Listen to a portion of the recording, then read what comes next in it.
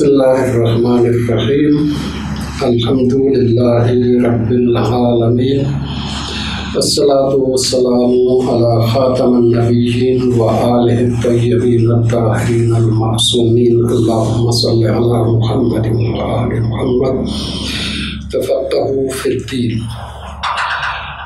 दीन शनासी के उन्वान से एक बहस जो लाज़मन हमने करनी है वो ये देखना है कि दीन हम तक कैसे पहुँचता है और उन रास्तों में से कि जिन जिन रास्तों से पहुँच सकता है काबिल इत्मीनान रास्ता कौन सा है कि हमें यकीन हो जाए कि दीन हमारे पास सही पहुँचा है।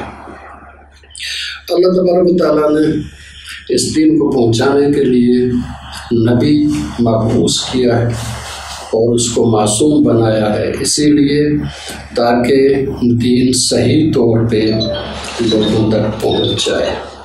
अब दीन जो सही तौर पे पहुंचेगा, इसको सही तौर पर पहुंचाने के लिए ही नबी को इस्मत चाहिए, ताकि खुदा से जब दीन हासिल करे तो सही समझे, पूरा याद रखे, बयान करे तो सही बयान करे और फिर उसका अपना किरदार भी उसके मुताबिक होना चाहिए। इसलिए कि मुबल्लिग का जो किरदार है वो भी खुद तबलीग होता है, इसलिए रसूल अकरम का कौल, फ़ेल और तकरीर सब सुन्नत और दीन है। अब हम बैठे हुए हैं इस नबी जिसके हम उम्मती हैं, उनसे 1400 साल पीछे बैठे हुए हैं। हमने दीन न नबी की मासूम ज़बानी सुना, न ही हमने दीन किसी इमाम की मासूम ज़बानी सुना, न ही हमारे यहाँ ये कोई रवाज है कि इंसान बाकायदा जाके किसी इदारे में दीन सीखे।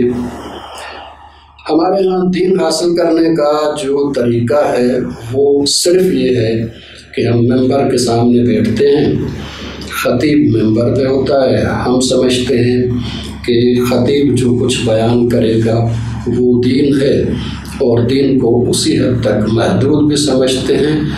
दीन हासिल करने का हमारे यहाँ जो ज़रिया है उमूमी तौर पर वो मेंबर है। अब देखना यह है कि ये जो मेंबर पे बैठा हुआ शख्स है इसकी अपनी तालीम क्या है, इसने खुद दीन कहीं से सीखा है। अफसोस के साथ ये कहना पड़ता है कि हमारे यहाँ जो उमूमी तौर पे खिताबत है उसमें मेंबर पर ऐसे अफराद आते हैं कि जिन्होंने खुद बाकायदा दीन सीखा हुआ नहीं होता, न किसी इदारे में जाकर दीन सीखा है, न कोई ख़ास मुताला होता है, बस इधर उधर से कुछ चीज़ें उन्होंने मालूम कर ली हैं, किससे कहानियाँ तारीख से पढ़ ली हैं और वो बयान कर देता है। इसका मतलब ये है कि उसने बाकायदा दीन नहीं सीखा। बाकायदा दीन नहीं सीखा, फिर उसके पास दीन कहाँ से आया और जो रास्ता उसके पास दीन आने का था वो कितना काबिल इत्मीनान था ये भी हम नहीं जानते। इसके साथ साथ अगर उसकी दुनियावी तालीम देखी जाए, जैसे हम जदीद तालीम कहें, तो वो भी ज़्यादातर मैट्रिक से ऊपर मुश्किल से कोई होता है।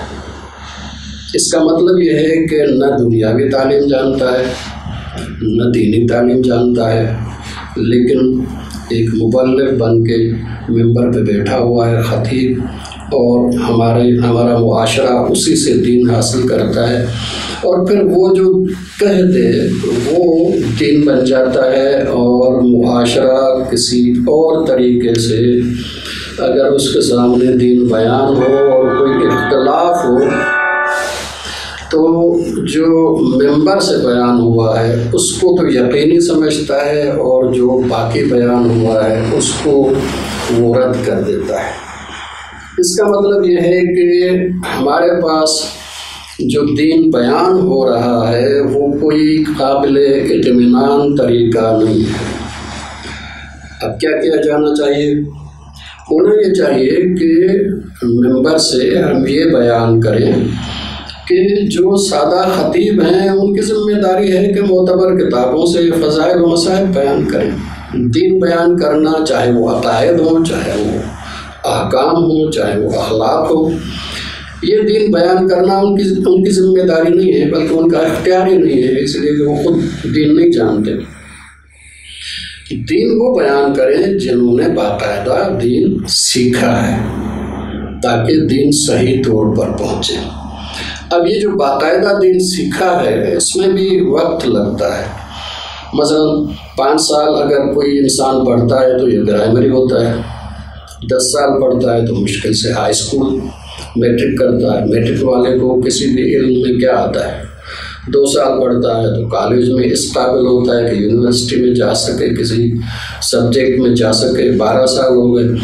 4 سال جب پھر یونیورسٹی میں پڑھتا ہے 16 سال ہو گئے تو یہ جا کے بیچلر بنتا ہے. اس کا مطلب یہ کہ ابھی علم پا رہا ہے. اس کے بعد 2 سال جب ماسٹرز کرتا ہے تو پھر جا کے کسی سبجیکٹ میں کچھ نہ کچھ اس کو حاصل ہوتا ہے. 4 سال پھر پی ایچ ڈی کرے. یہ 22 سال اگر کمپلیٹ کر لے تو پھر وہ کہیں کہہ سکتا ہے کہ میں اس سبجیکٹ میں یہ سمجھتا ہوں.